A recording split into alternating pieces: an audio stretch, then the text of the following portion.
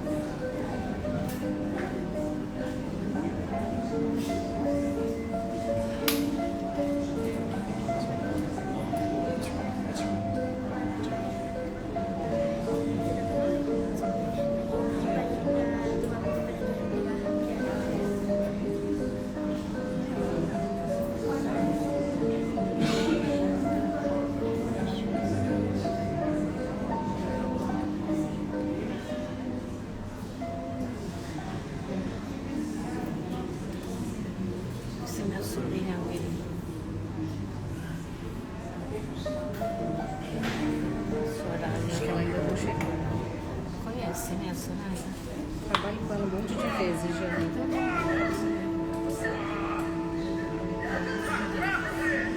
Uma olhadinha, você fica vendo.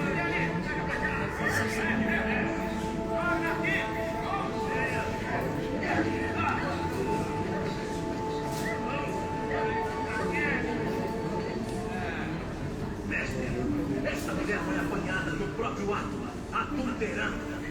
E na lei nos mandou Moisés que as tais sejam apedrejadas. Tu, pois, que dizes?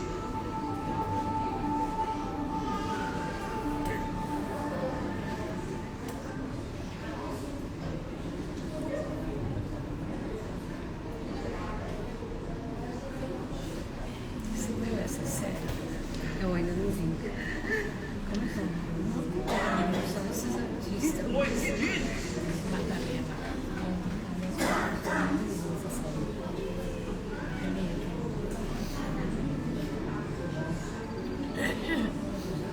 Aquele que de entre vós está sem pecado, Parece assassino. seja o primeiro que atire pedra contra ela.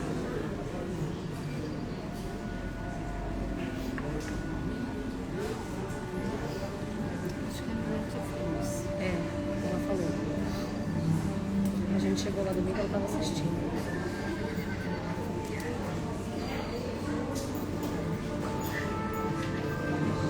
É uma história muito bonita. Sobre a vida dela.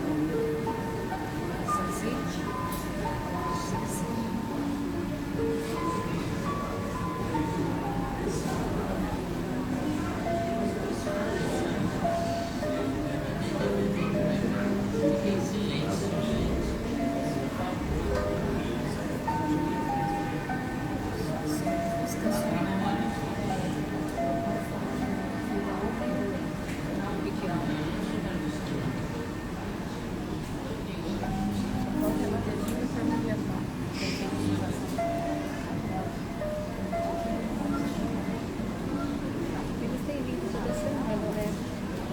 Eles têm ido sempre. Você acha que ele deve...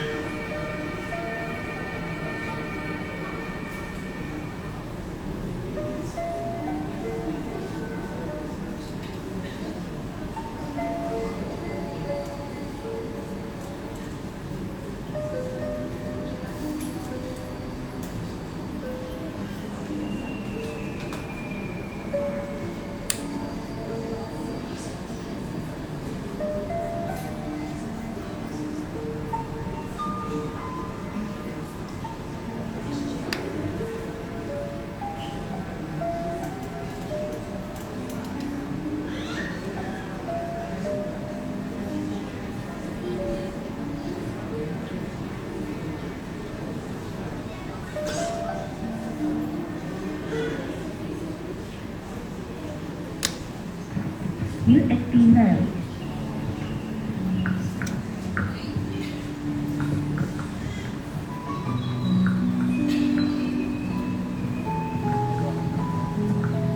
Boa noite a todos. Mais uma vez, sejam todos bem-vindos. Esta noite nós teremos aqui um assunto,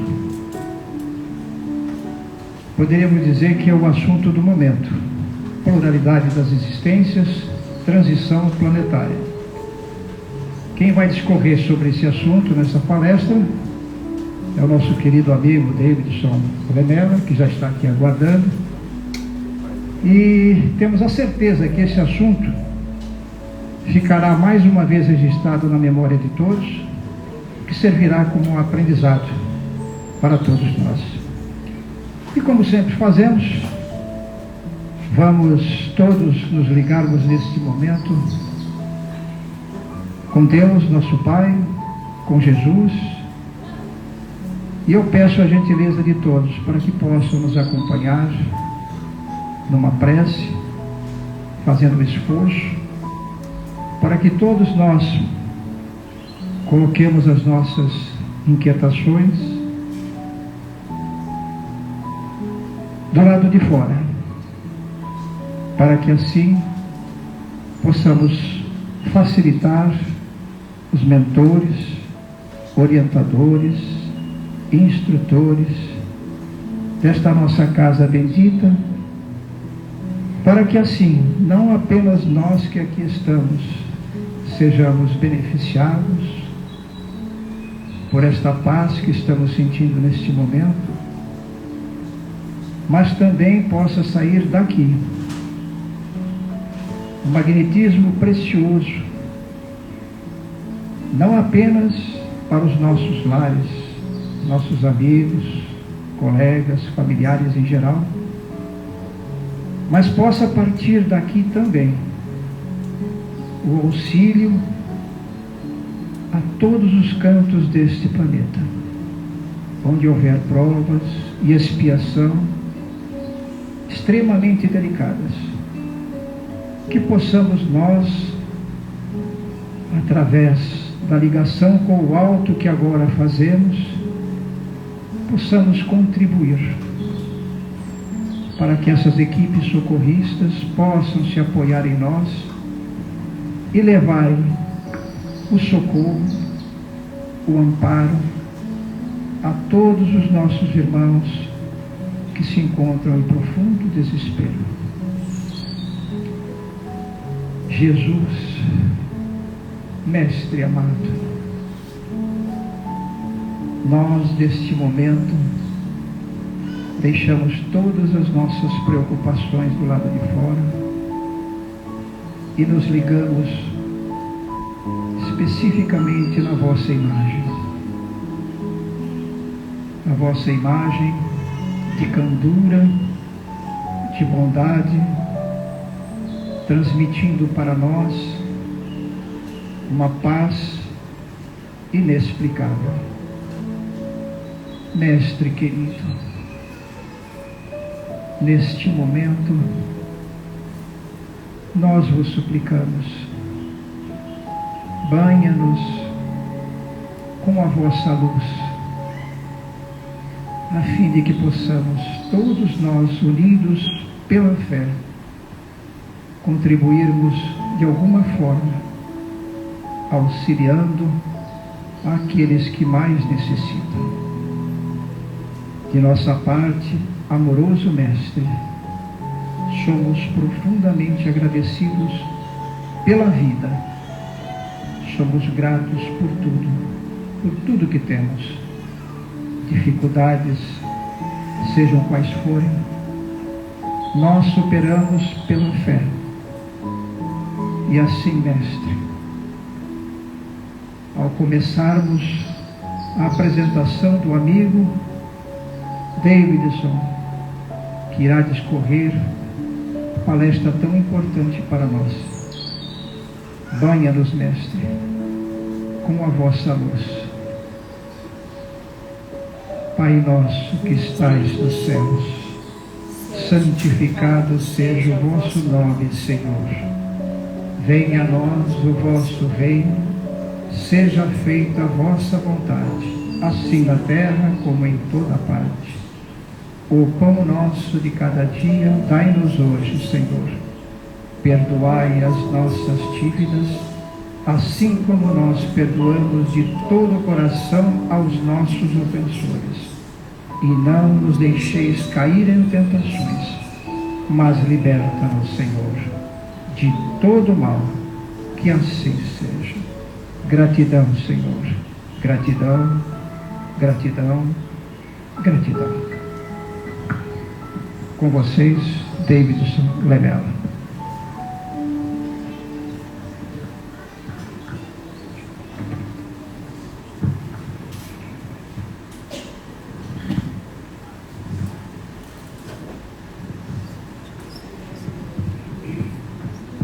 Queridos irmãos, queridas irmãs, com muita alegria, e novamente estou aqui com vocês.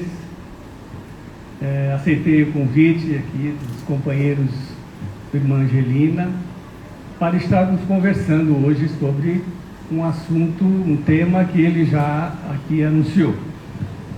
É realmente um tema muito importante, um tema bastante atual, e é bom que a gente saiba, né, sobre isso, né, do que é que está acontecendo com o nosso planeta. Com muita alegria mesmo que eu estou aqui, e eu inicio agradecendo a Deus pela oportunidade, e que Ele nos abençoe o nosso esforço que fazemos em nos melhorar e os nossos propósitos no bem, cumprindo o principal objetivo de estarmos reencarnados, que é nós nos tornarmos uma pessoa melhor. Não perfeita, melhor.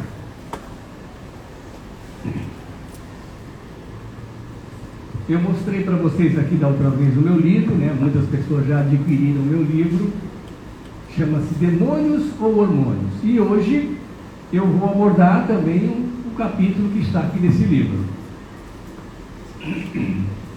Em novembro de 2017, eu atendi um rapaz que me procurou no consultório porque ele desejava fazer terapia para tratar uma ansiedade crônica. Era um rapaz assim, mais ou menos aproximadamente uns 50 anos de idade. O nome dele João, é o nome que eu vou dar, e ele era médico anestesista. E na primeira sessão que ele compareceu, nós começamos a conversar. Eu perguntei o motivo pelo qual ele estava ali, como sempre faço, o que eu posso ajudar. E ele então começou a comentar a respeito das suas dificuldades com a ansiedade, o quanto tudo isso estava fazendo ele sofrer. E ele gostaria de saber se a terapia de vidas passadas, a regressão de memória a outras vidas, poderia ajudá-lo nesse sentido.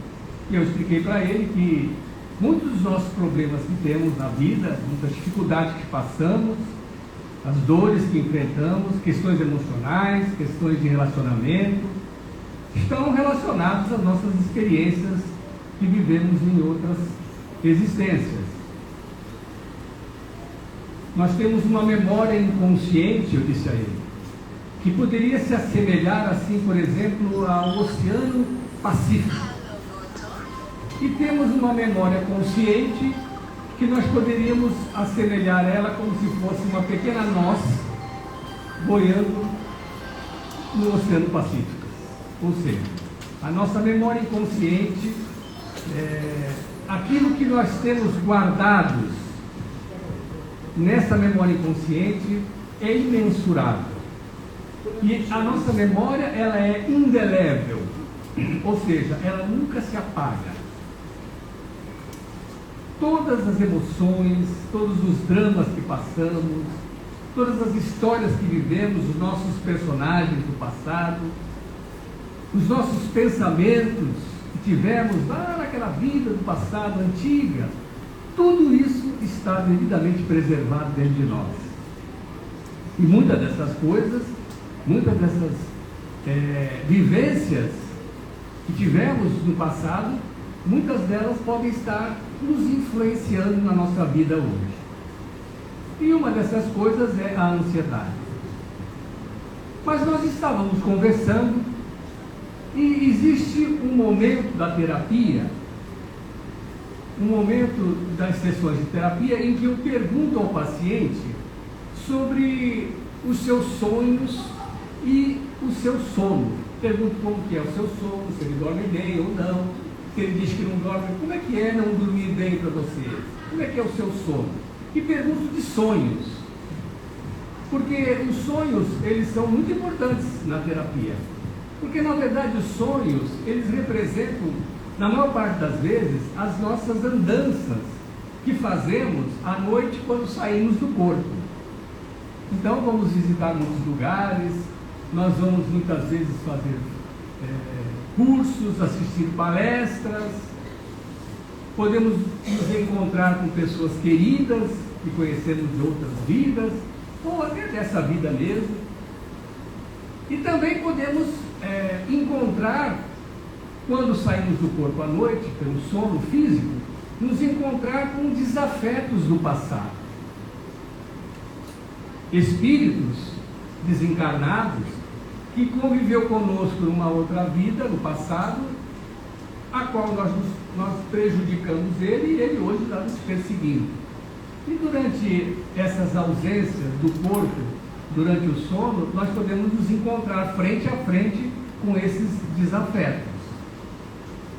E é quando, por exemplo, nós temos pesadelos, sonhos ruins, quando sonhamos, por exemplo, que estamos sendo perseguidos, que alguém está querendo nos fazer algo mal, ou mesmo alguém, ou mesmo um animal, um rato que nos ameaça, pode ser que esteja relacionado a algum desafeto do passado. Então eu perguntei para o João a respeito dos seus sonhos e ele me contou uma história muito interessante.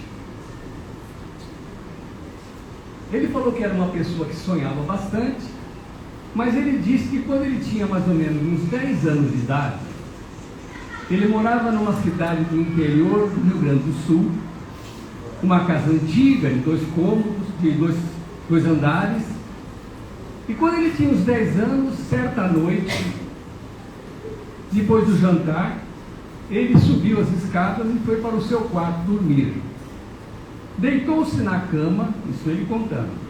Ele deitou na cama e de repente ele percebeu que umas luzes penetravam pela veneziana da sua janela. Ele disse que achou aquilo estranho, porque a janela do seu quarto dava para os fundos da casa e os fundos da casa dele eram somente árvores e mato. Não existia luz nenhuma. E aquilo então intrigou o João, ele se levantou, abriu a janela. Quando ele abriu a janela, ele se deparou com algo inusitado. Ele viu um objeto enorme flutuando no ar e emitindo luzes. As luzes piscavam e ele só se lembra disso. Ele acordou de manhã, ainda se lembrando daquele fato. Ele disse que ele não sabia do que se tratava aquilo. Hoje ele entende que aquilo poderia ser uma nave extraterrestre, mas ele não se lembrava do que havia acontecido. Apenas ele se lembra de que quando ele acordou, ele sentia um ardor no seu braço esquerdo, perto do ombro, e estava avermelhado. Inclusive a mãe dele, servindo o café para ele, falou: mas o que é isso no seu braço? Eu falei: não sei, mãe, já acordei assim. Mas ele não deu muito crédito para aquilo, porque logo depois aquilo parou de arder e ficou apenas aquele vermelhão no seu braço esquerdo. E ele nunca soube explicar o que realmente foi aquilo que ele viu no seu quintal naquele dia. Aí então eu perguntei para ele assim: você gostaria de saber o que aconteceu naquele dia? Poxa, gostaria. Gostaria de saber, mas como que eu vou descobrir algo que eu não me lembro? Eu disse a ele assim: bom, nós poderíamos fazer uma regressão de memória e sob hipnose nós poderíamos fazer com que você se lembrasse daquele dia, quando você tinha 10 anos de idade, quase 40 anos atrás, que você se lembrasse do que ocorreu naquele dia. Então ele concordou. Vamos fazer então. Então eu pedi para ele se eu poderia filmar, né, essa regressão que eu ia fazer com ele. Ele concordou. Então no dia que nós marcamos para fazer a regressão, eu trouxe um microfone, trouxe a minha câmera. Eu queria fazer algo assim, fosse o mais próximo possível de algo profissional, embora eu não seja nenhum profissional da área das imagens. Então eu coloquei minha câmera lá, liguei o microfone de lapela na camisa dele, ele deitou-se na poltrona, eu reclinei a poltrona e nós começamos então a indução verbal para fazer com que ele se lembrasse daquele dia. E aí então ele começou a contar, a rememorar o que havia acontecido naquela noite. Ele disse então que ele abriu a janela, viu aquelas luzes piscando do lado de fora, e ele ficou espantado vendo aquilo, e aí então ele começou a relatar aquilo que ele não se lembrava. Então ele disse assim, através da regressão de memória, ele disse: tem um homem aqui do meu lado, no seu quarto. Havia um homem, ele disse que era um homem muito alto, com uma fisionomia assim bem parecida com a nossa, uma roupa diferente que ele não conhecia. Esse homem então olhava para ele e sorria para ele.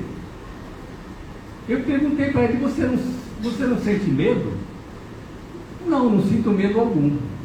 Aí ele disse que o homem então pegou na mão dele e levou ele até aquelas luzes, que hoje ele entende que deveria ser uma nave. Levou ele até aquelas luzes e diz que ele entrou com o homem naquele lugar. E eu perguntei para ele: mas como que você foi até lá? Ele falou assim: não sei, eu acho que nós fomos flutuando, porque quando eu me vi, eu já estava dentro daquela máquina. É uma máquina muito grande. Quando eu entrei, disse ele, parecia um salão enorme, muito grande, amplo, bem amplo. E lá tinham outras pessoas parecidas com aquele homem. E todas que me viram sorriam para mim. E aí então eles pediram que eu deitasse numa espécie de maca, cama. Eu me deitei. E aí se aproximou uma outra pessoa que eu imaginei que fosse uma mulher. E essa mulher então conversou comigo, falou algumas coisas para mim que eu não me lembro. E aí ela pegou e disse para mim assim: olha, eu vou colocar alguma coisa aqui no seu braço, mas não vai doer nada. E ela então espetou algo em mim, senti uma pequena pontada. E aí depois conversamos um pouco, eu não me lembro, e aí eu peguei e fui embora. Me levaram de volta para a nave, para o meu quarto. E aí eu deitei na cama e dormi. E eu perguntei para ele assim: mas você se lembra? Você pode se lembrar agora? O que é que eles disseram para você? Por qual motivo eles estavam fazendo isso com você? E aí então ele começou a resgatar memórias das conversas que ele teve com aquelas pessoas. E eu perguntei assim: mas você falava esse mesmo idioma nosso, o português? Eu falei assim: eu não sei se eu estava falando ou se nós estávamos conversando pelo pensamento. Eu não sei dizer para você, mas eu me lembro que eles conversavam comigo e diziam para mim: ficar tranquilo, não precisa ficar com medo. E eu não tinha medo algum.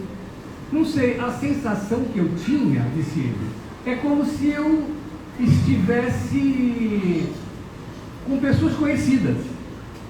Sabe quando você olha para alguém, Ciro, e você não se lembra daquela pessoa, mas você sente que a conhece de algum lugar? Às vezes a gente tem um sonho e acorda de manhã lembrando do sonho e diz assim: puxa, eu sonhei com uma pessoa que eu estava conversando com ela animadamente, como se eu a conhecesse há muito tempo, mas agora eu não lembro dessa pessoa, quem ela é, eu não a conheço. É a sensação que ele teve, que ele estava entre pessoas, né, que ele não precisava ter medo. Aí então perguntei para ele: e por qual motivo eles colocaram alguma coisa no seu braço? Aí ele disse assim, ele disse que eu fazia parte desse grupo deles, então eu entendi, né, com essa afirmação, que na verdade ele provavelmente era de outro planeta e reencarnou na Terra.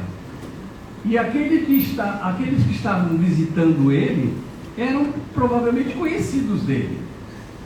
E ele disse então assim, que aquilo que estavam colocando no braço dele era para servir de olhos e ouvido deles. Entenderam? Quando estávamos terminando a sessão de regressão, né, ele disse assim: eu tenho a sensação, eu não estou vendo, mas eu tenho a sensação que eles estão aqui. Aqueles que me levaram lá para aquela nave, parece que eles estão aqui presentes. É como se eu sentisse a presença deles. E aí terminamos a sessão de regressão. Aí ele me contou um fato muito interessante. Ele disse que quando ele tinha mais ou menos uns 40 anos de idade, ou seja, 10 anos antes da nossa regressão, aquele vermelhão no seu braço esquerdo começou a inflamar. E então ele trabalhava no hospital, numa cidade lá do sul, e um amigo dele, que é dermatologista, que também trabalha no mesmo hospital, viu aquilo no braço dele e disse assim: vamos lá na minha sala para a gente limpar isso aí. Olha só o que eu vou contar para vocês. E aí o amigo dele, com um bisturi, aplicou antes uma anestesia, e com um bisturi ele começou a limpar, tirar aquela pele inflamada, né? Começou a limpar com o bisturi e de repente ele percebeu que havia uns pequenos resíduos de metal, bem pequenos, ali no ferimento. E o amigo dele até brincou com ele: você por acaso tomou algum tiro alguma vez? Não, não tomei tiro nenhum. É porque tem uns pedacinhos de metais aqui, junto com esse seu ferimento. Ele retirou aquele tecido, com o bisturi, juntamente com aqueles pequenos metais, colocou tudo num pequeno vidro para fazer a anatomopatologia, porque tudo que você tira de uma pessoa tem que ir para a patologia. E aí depois ele fez o curativo e aquilo secou e tem apenas uma cicatriz. Ele inclusive me mostrou, eu até passo a gravação, filmo a cicatriz que permaneceu após a cirurgia. Aí eu perguntei para ele assim: e onde que está esse potinho de vidro? Eu mandei para anatomopatologia e tempos depois eles me devolveram e dizendo do que se tratava aquele tecido que foi retirado, né, do meu corpo, e sobre aqueles metais eles não disseram nada. Eu falei assim: veja se você consegue achar esses metais, porque seria uma prova física de que você sofreu algum tipo de abdução. Seria uma prova científica, física. Você poderia fazer um estudo, mandar fazer uma análise desse material, desses metais, e ver se existe alguma alguma procedência de algum material que nós conhecemos aqui na Terra. E aí então ele veio na próxima sessão, ele disse assim que virou e mexeu e virou a casa inteira e não achou um vidrinho que ele se lembra de ter guardado. E aí nós fomos fazer uma outra regressão de memória para um outro assunto, uma regressão que estava relacionada ao seu problema de ansiedade. Quando no meio da regressão ele diz que aqueles dois seres da nave no qual ele foi levado estavam ali na sessão, estavam presentes ali. Eu não estava vendo. Aí eu disse para ele assim: então agora você vai conversar com eles. Você vai conversar com eles e você vai dizer para eles, você vai perguntar para eles se eles são encarnados ou desencarnados. Aí ele disse assim: eles estão me dizendo aqui que eles são encarnados. Ou seja, eles são encarnados, mas nós não vemos. É por isso que nós não vemos essas naves que dizem que às vezes estão viajando aqui pela atmosfera terrestre, porque nós só vemos quando eles querem que nós vemos. Ou seja, são materiais orgânicos, são seres encarnados, mas nós não vemos. E aí eles disseram para ele assim, aí eu pedi para ele perguntar para aqueles seres por qual motivo eles estavam ali. Por que eles vieram ali na hora da sessão de regressão dele? Aí ele disse que eles responderam assim: nós estamos aqui para dizer para você aonde que está aqui. Aquele tubinho, aquele vidro. Bom, então, onde que está? Peça para que eles dizem.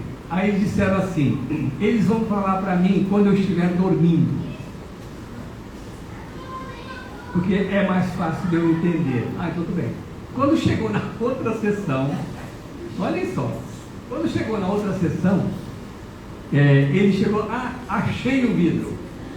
Como é que você achou? Então, como eles disseram, eu sonhei com eles. Eu sonhei que o sonho foi assim, como se eu estivesse acordando e sentando na cama. Aí apareceram aqueles dois seres, são seres muito bonitos e bem altos, e sempre sorrindo, com um semblante assim de paz e de harmonia constante. Eles se aproximaram de mim e apontaram para o meu guarda-roupa. Apontaram para o meu guarda-roupa e disseram assim: está ali dentro. Na mesma hora eu acordei. Eu acordei e estava sentado na cama. A minha esposa do lado, se assustou e disse: o que aconteceu? Não, eu preciso dizer uma coisa. Aí levantou, acendeu a luz, quer dizer, despertou a esposa, abriu a porta do guarda-roupa e começou a procurar. Mas eles disseram que está aqui. Mas está o quê? Ele não havia contado para a esposa. Eles disseram que está aqui dentro. Ele acabou tendo que contar. Aí ele começou a procurar. De repente, ele meteu a mão dentro do bolso de um paletó antigo dele, que ele já não usava há muito tempo, talvez anos. E quando ele enfiou a mão no bolso do paletó, ele achou. Ele tinha um amigo não, um parente, que trabalhava na USP, no setor de análise química. E ele enviou aquela substância para ser analisada na USP. E, olhem só, isso tudo tem comprovação científica, porque inclusive eu tenho um vídeo gravado com a regressão dele, com os depoimentos dele. Ele disse assim que o resultado da análise daquele conteúdo revelou que aquele material não pertencia ao nosso planeta.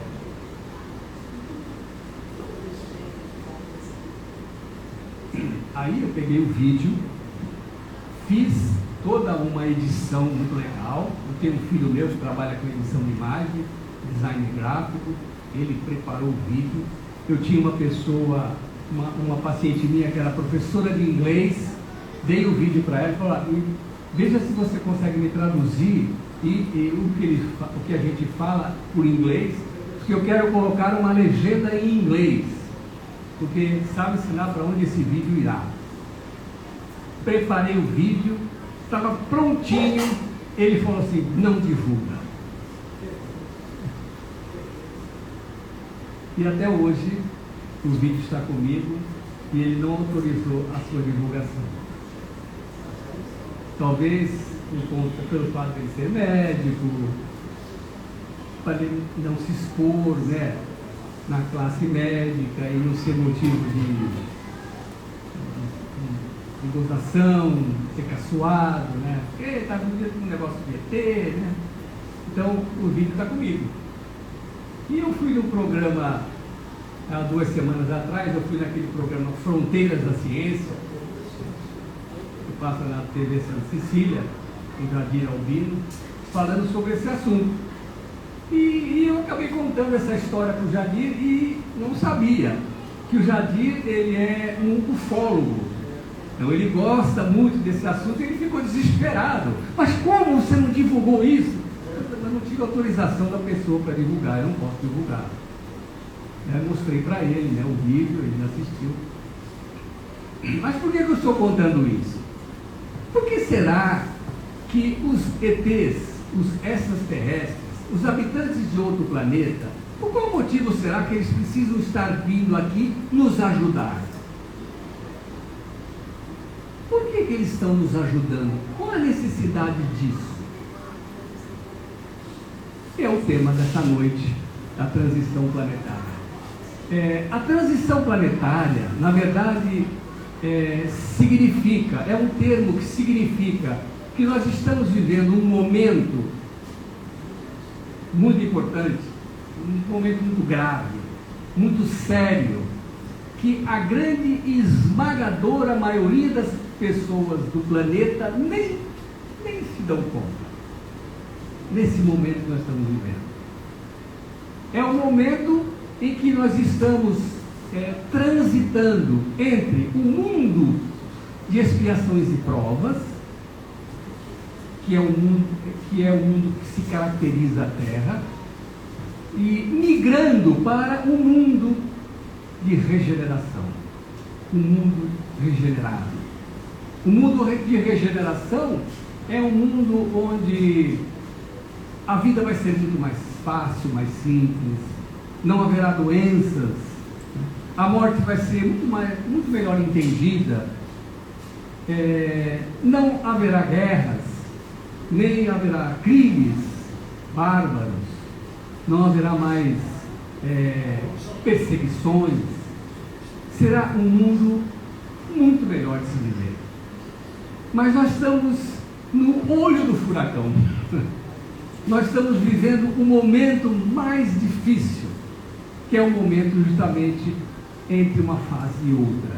Quando nós reencarnamos, todos nós que estamos aqui, quando estávamos lá no mundo espiritual, fazendo a nossa programação reencarnatória, porque quando nós estamos lá no mundo espiritual e nós vamos reencarnar, nós precisamos fazer uma elaboração de um projeto reencarnatório. E esse projeto é um projeto muito importante. Vou ficar um pouco aqui por causa do vento. Esse projeto é um projeto muito importante e muito complexo. Tão complexo que a gente precisa, inclusive, de ajuda. No mundo espiritual, nas colônias espirituais, geralmente existe o departamento da reencarnação. Então, quando um indivíduo é candidato a reencarnar, ele se inscreve nesse departamento e esse departamento vai ajudar ele nesse projeto. Então, ele vai ser assessorado por espíritos muito mais experientes que ele, que tem muito mais conhecimento, tem muito mais experiência e que o conhece muito bem. Então, vão ajudar ele a elaborar esse projeto. Então, esse projeto é um calhamaço assim, de 500 folhas, que você assina no final. Então, é quando então você vai programar os seus desafios para aquela vida, quais vão ser os seus objetivos para estar reencarnando, as pessoas com as quais você vai conviver. Muitas vezes você vai reencarnar próximo de certos desafetos do passado, para que você consiga transformar muitas vezes um sentimento de ódio, de desavença, em amor, em amizade. Esse é o objetivo de estarmos reencarnando. E quando nós estávamos para reencarnar, nessa vida que estamos vivendo, nós sabíamos que íamos passar por esses momentos difíceis de transição planetária. O projeto de transição planetária, meus irmãos, não é um projeto religioso, não faz parte de nenhuma religião, não está ligado a nenhum credo ou crença mística. O projeto de transição planetária é um projeto de amor, o amor infinito de Deus por todos nós, seus filhos. E nós precisamos muito de ajuda, precisamos de muita ajuda externa, que não faz nem parte da nossa Terra. Muitos irmãos que fazem parte do cosmos, de outros planetas muito mais evoluídos que o nosso, que já passaram por essa fase de transição planetária, já estão inclusive na fase do planeta feliz, que é depois do planeta de regeneração. Então eles estão empenhados em nos ajudar a vencermos essas dificuldades e fazermos com que esse projeto se realize. Então eles estão nos ajudando. É a mesma coisa, por exemplo, que o planeta Terra, ele acabou se dissociando do cosmos. Em virtude dos caminhos que ele tomou, das guerras, das disputas, das mortes violentas, o nosso planeta, infelizmente, ele se dissociou de todo o contexto do cosmos. É como se fosse assim, fazendo uma comparação grosso modo, é como se fosse, por exemplo, um delinquente, um assassino que é julgado, condenado e passa 40 anos numa prisão. Nesses 40 anos que se passaram, a sociedade evoluiu, vieram novos conhecimentos, a tecnologia, muitas informações novas. Então, quando esse delinquente sair da prisão, 40 anos depois, ele vai precisar de toda ajuda para poder se reintegrar novamente na sociedade. Ele vai precisar de toda a ajuda psicológica, todas as ajudas das pessoas, para que ele possa novamente fazer parte daquela sociedade que ele se dissociou há 40 anos atrás. Então é mais ou menos o que está acontecendo no planeta Terra. Então, a Terra se dissociou do cosmos. E agora nós estamos procurando nos reintegrarmos novamente nesse cosmos. Por isso, a ajuda que precisamos e estamos recebendo. É como se fosse assim, é como se nós estivéssemos presos no regime fechado e agora estaríamos saindo para o regime semiaberto. Mais ou menos isso. Então, esse momento aqui que nós estamos vivendo, foi um momento, inclusive, que foi predito por Jesus. Jesus, quando estava lá, no alto do monte, recitando o Sermão da Montanha, ele disse, se você lembrar, bem-aventurados os mansos e pacíficos, porque herdarão a terra. Ou seja, somente os mansos e pacíficos poderão ficar aqui. Então, o que está sendo feito na transição planetária é a oportunidade que está sendo dada para que os espíritos se modifiquem, se melhorem, se transformem, para ganhar o direito de permanecer aqui na Terra. Ganhar o direito de herdar a Terra, como anunciou Jesus. E Jesus falou, somente os mansos e pacíficos permanecerão aqui. Aí você fica pensando assim, né? De manso e pacífico, a terra vai ficar vazia. Né? Vai ficar vazia. É óbvio que ser manso e ser pacífico é uma virtude muito difícil de ser conquistada. Talvez demore séculos, muitos séculos, para nós nos tornarmos realmente mansos e pacíficos. Mas quem estiver no caminho, quem estiver na direção, pode ser considerado competente e ganhar esse direito. Então, a Terra ela tem um contingente de espíritos que fazem parte desse planeta. Vocês sabem quantas pessoas existem na Terra?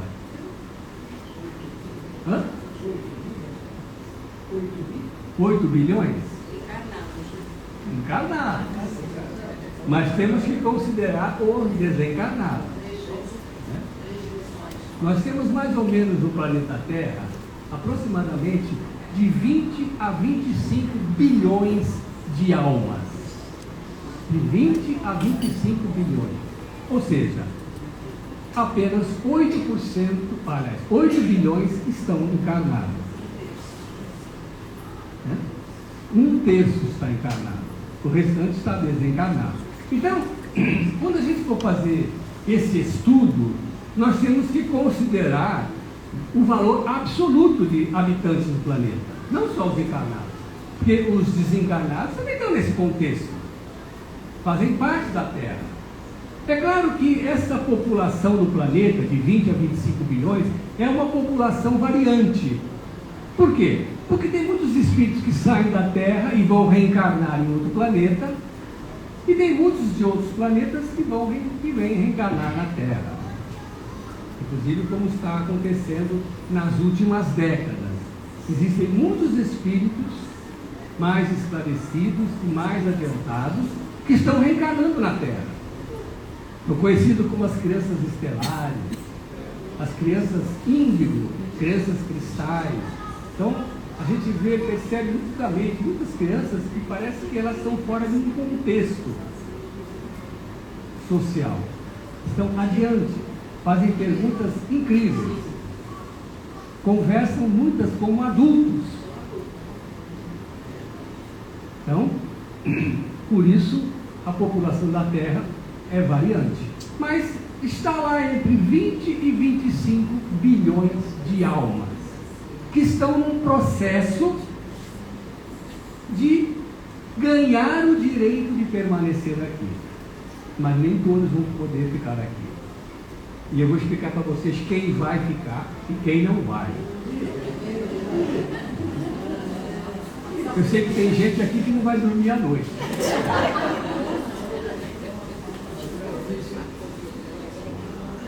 Vocês sabem quantas reencarnações nós já tivemos? Hã? Quantas? Mais ou menos. 50 milhões de... Essa é uma questão, quando a gente fala em reencarnação, essa é uma questão que sempre chama a nossa atenção. Porque quantas vezes nós ouvimos palestras sobre reencarnação, já lemos livros que falam sobre reencarnação, mensagens que falam da reencarnação, mas ninguém disse para a gente quantas reencarnações nós já tivemos. Não é verdade? Tem gente que fala, nós já vivemos milhares de vidas, centenas de existências. Será? Eu vou fazer uma revelação para vocês hoje aqui que vocês não imaginam. Oi? Ah, tá, não demore. Está muito chata a palestra?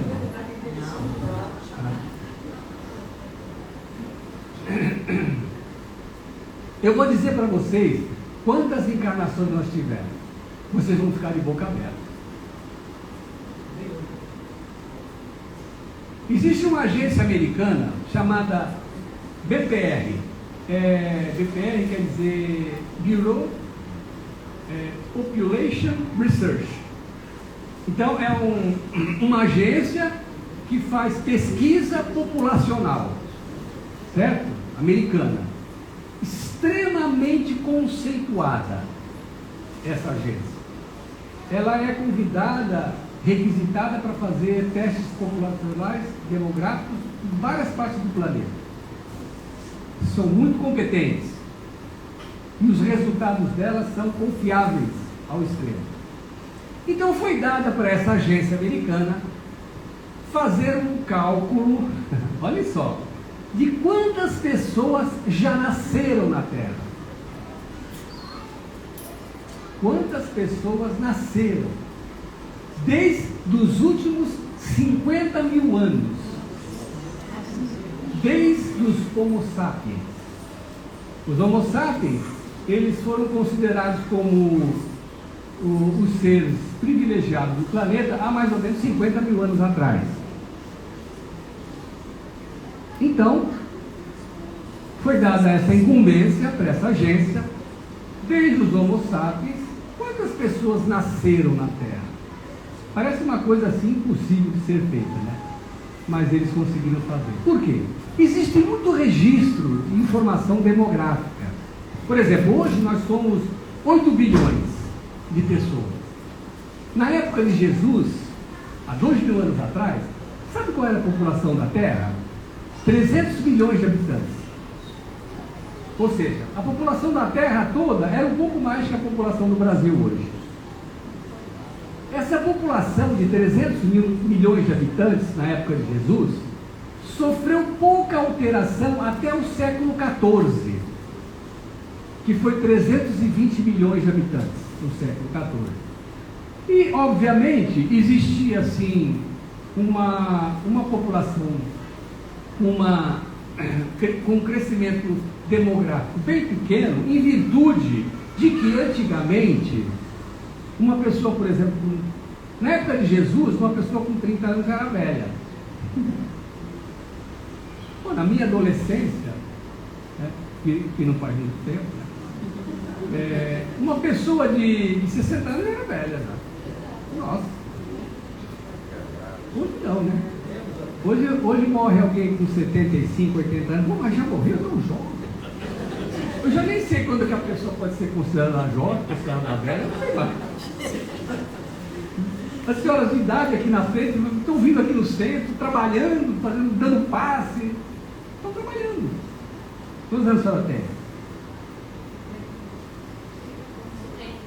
90? Estão trabalhando. Então, a expectativa de vida era muito baixa. As pessoas morriam muito facilmente. E a mortalidade infantil era alta. Por isso a população seguiu, né, num patamar permanente, quase. A partir do século XV, com o avanço da ciência, do conhecimento científico, o iluminismo, né, com as descobertas da medicina, que oportunizou a oportunidade, né, deu a oportunidade da gente viver mais tempo com os medicamentos que foram aparecendo. Então, no século XIX, nós éramos 1 bilhão de habitantes, século XIX. Hoje somos 8 bilhões. Então, né, esse instituto americano conseguiu criar, né, um algoritmo, a partir de todos esses estudos históricos, demográficos, eles criaram um algoritmo e chegaram a um número de pessoas que nasceram na Terra nos últimos 50 mil anos. Foram aproximadamente 400 bilhões de pessoas. Ou seja, nos últimos 50 mil anos, nasceram na Terra 400 bilhões de pessoas. Qual é a população da Terra? 20 a 25 bilhões. Certo? Vamos por 20 bilhões. Se você dividir 400 bilhões por 20 bilhões, quantas encarnações? 20. nós tivemos 20 encarnações apenas. 20. É pouco? Será? Vamos imaginar que nós vivemos essas 20 encarnações, nesses 50 mil anos, tá? Vivemos 20 encarnações. Vamos imaginar que nessas 20 encarnações nós vivemos uma média de 50 anos, tá? 50 anos. Se você somar, se você multiplicar 50 vezes 20, quanto que dá? 1000 anos, não é? Não é 1000 anos? 1000 anos. Então, significa o quê? Olha só, nesses 50 mil anos, nós estivemos encarnados 1000 anos.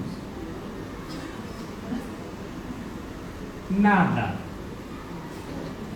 Um cisco. Os espíritos estão sempre falando, se preocupa, por que você se preocupa tanto? Isso vai acabar logo. Passa rápido.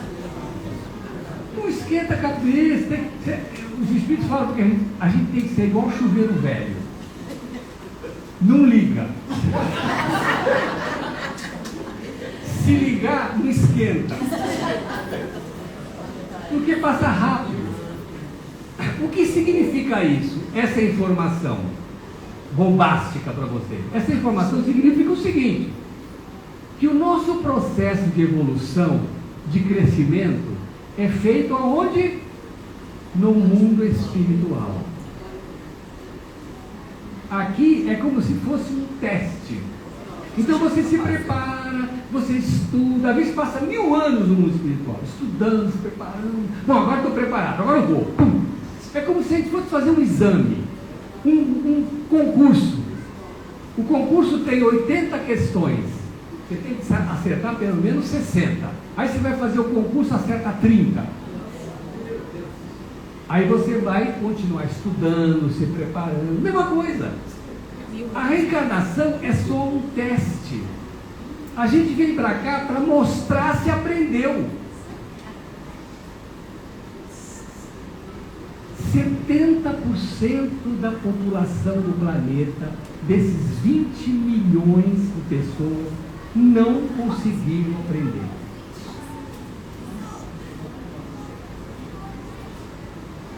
Vou fazer uma comparação muito interessante. Imagine uma sala de aula do terceiro ano do ensino médio. Essa sala de aula tem 20 alunos. 20 alunos. 5 desses alunos já passaram de ano.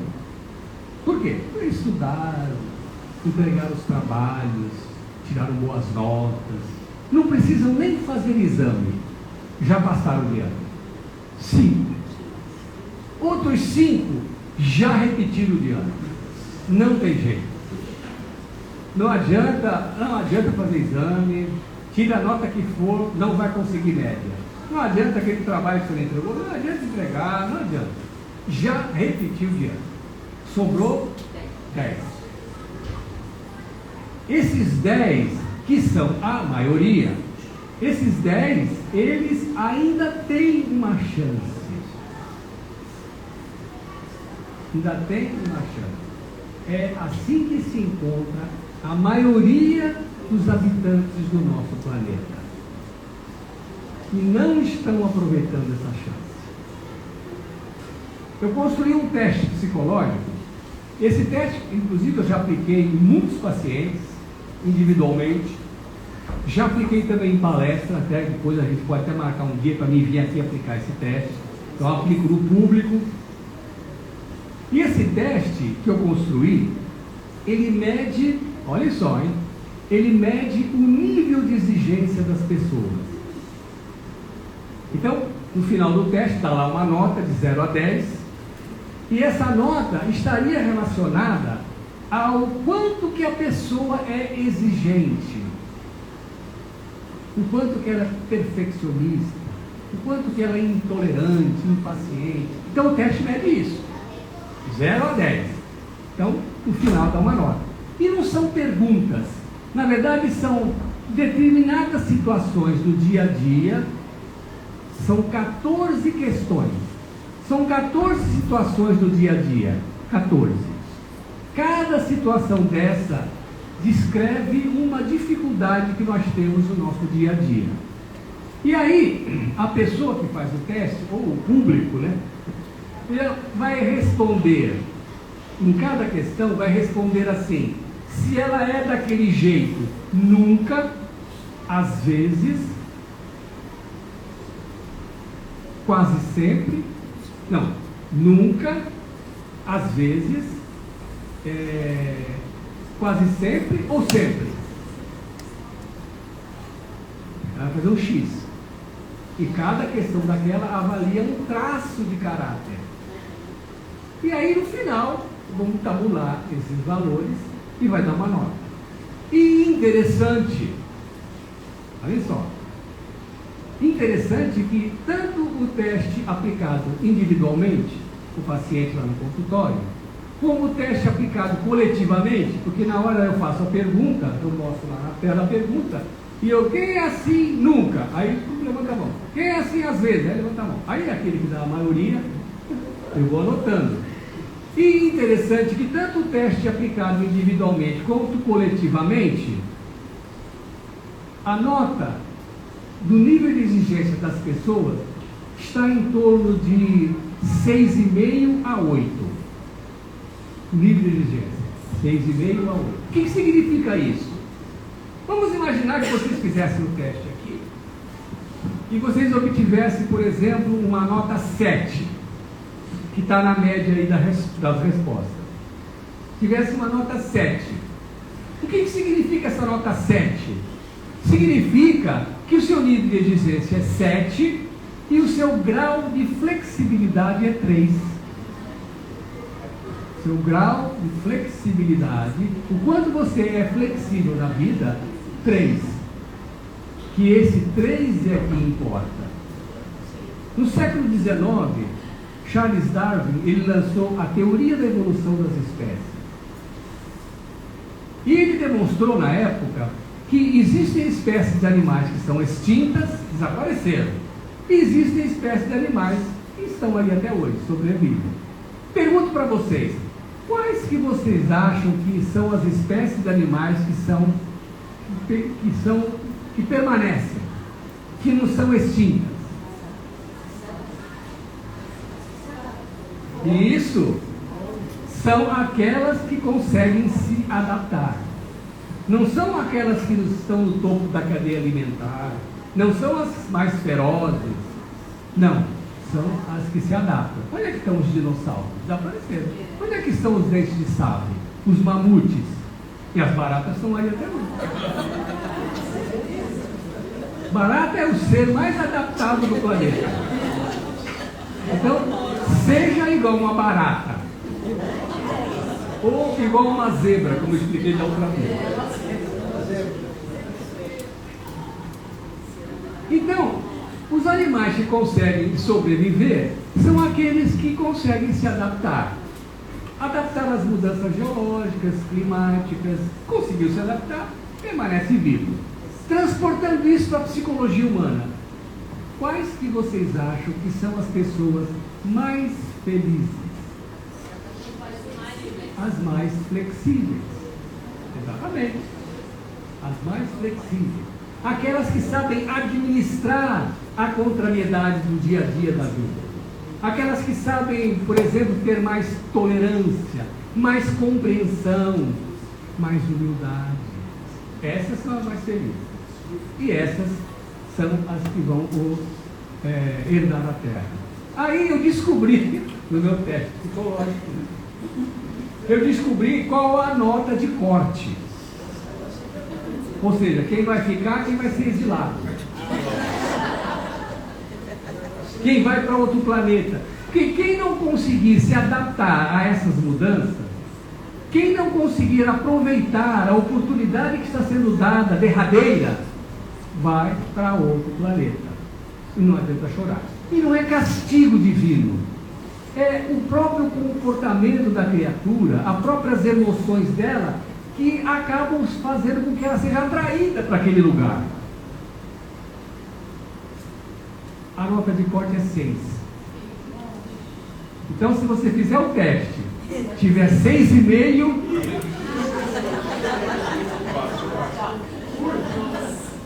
sinto muito.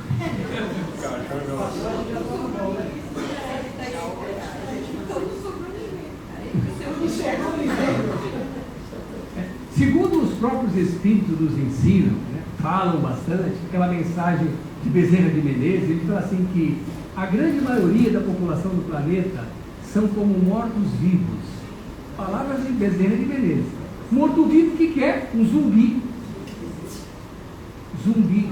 Ou seja, não estão aproveitando a oportunidade que está sendo dada para se modificar, para se melhorar, para se transformar e ganhar o direito de permanecer na Terra regenerada. Que vai ser um planeta muito bom de se viver. Quem não conseguir, vai para outro planeta. Então, aqueles alunos, os 10 alunos, porque 5 já vão mesmo. E a gente até sabe quem vai, né?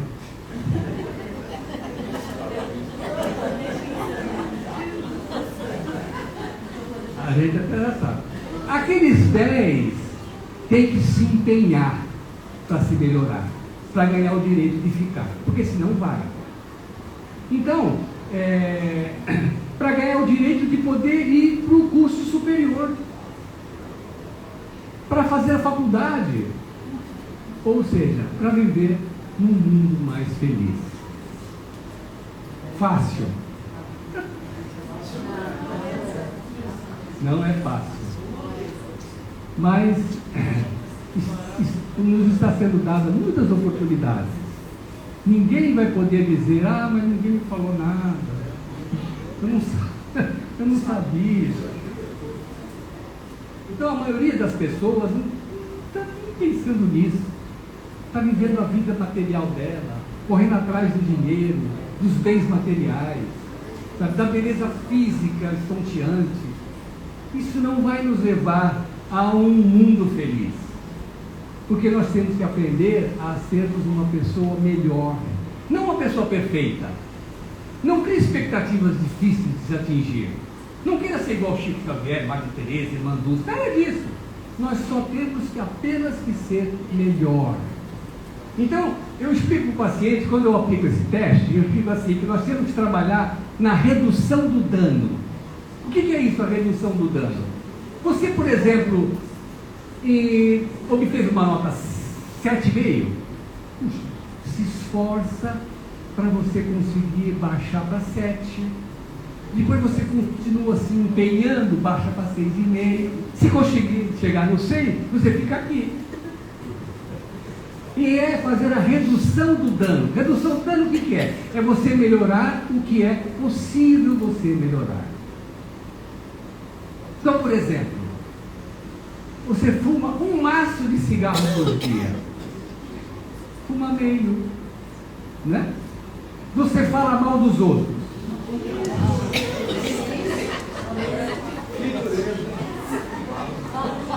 Fala de manhã, à tarde você descansa.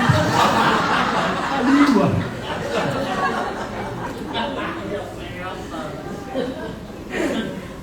É fácil?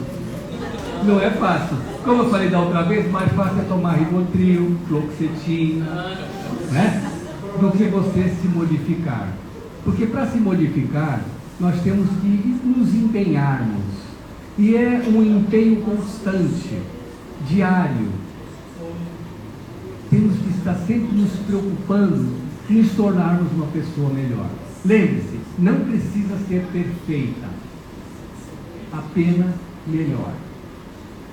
Então eu vou encerrar com uma historinha para contemplar as nossas palavras de hoje. Então um sujeito ele vinha andando por um caminho, olha só, e aí de repente ele olha assim e vem um urso pardo na direção dele. Você conhece o urso pardo? O pardo é feroz. Nossa, uma patada do urso pardo tira a sua vida. O urso é enorme. E ele viu o urso pardo e falou, meu Deus, e agora? Aí ele olhou para o lado, tinha uma pequena ribanceira. Ele pegou, olhou lá, vou me apoiar naquele galho e vou esperar o urso passar. Ele desceu, segurou no galho, e era um galho de um pé de morango. Ele segurou no galho, só que o urso danado, em vez de passar e ir embora, ele ficou ali no alto, né, olhando para o cara, né, mostrando as garras. E o cara, meu Deus, o cara não vai embora. Aí ele olhou e vou descer, porque a ribanceira não era tão alta. Quando ele pensou em descer, ele olhou, tinha uma onça pintada. Ele olhou aquela onça, e a onça já rosnando, né, querendo atacar ele, se ele descesse. Ele, meu Deus, e agora? Aí ele percebeu que o galho do morango, da morangueira, estava se desprendendo, porque era um arbusto pequeno. E ele estava vendo a hora que aquilo ia se soltar e ele ia cair lá embaixo. Ele estava nessa situação quando ele olhou para o lado e viu na morangueira um morango enorme. Aquele morango silvestre. Não é esse morango da feira, Paju, é um morango vermelho, reluzia ao sol o morango. Se vocês estivessem nessa situação, o que é que vocês fariam? O urso não come morango, nem ele, muito menos a onça. Muitas vezes nós nos encontramos em situações como essa, muitas vezes na nossa vida. Parece que não tem saída. Que para ele parecia que não tinha saída, né? Mas tem uma saída. Tem uma saída. Não sabem? Come o morango.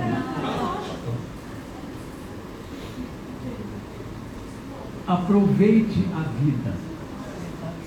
Você muitas vezes está envolvido com muitos problemas, dificuldades, tormentos, e você não vê, não enxerga as coisas boas que passam do seu lado.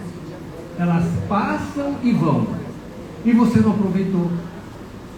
Você fica angustiado, com os pensamentos presos nos seus problemas, nas suas dificuldades, nas suas dores, na sua sensação de vítima, de injustiça, e você não vê. Está passando do seu lado, e você não vê. Coma o morango. Pessoal, pela paciência, tá? Muito obrigado.